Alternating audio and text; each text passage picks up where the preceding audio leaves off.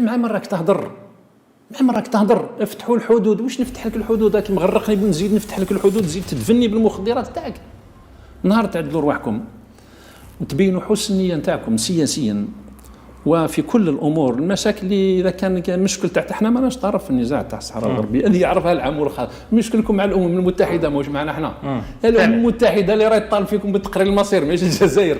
حاج مع لعنو الشيطان. انا شويه انا نفهموا شويه في السياسه. ما عندكش مشكل مع الجزائر يا اخي.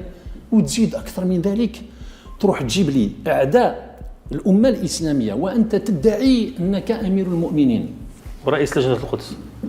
وين امير المؤمنين؟ امير المدمنين وليس امير المؤمنين. تجيب لي اعداء القدس لقضيه. احنا مسلمين ولا بطلنا؟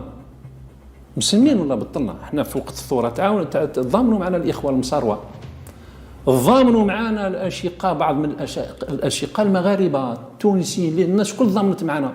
ننساو الخير احنا.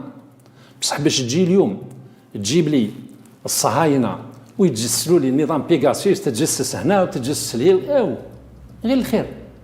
وتجيب دير قواعد عسكريه في المملكه المغربيه. الجزائر ما فيهاش قاعده عسكريه. هذه يقولها من بعد انت في امورك للشعب المغربي. احنا ما عندناش قواعد عسكريه. داروا لنا شونطاج واحد الوقت، داروا لنا شونطاج قال نعطيك طائرات مسيره، اعطينا قاعده عسكريه في الجزائر.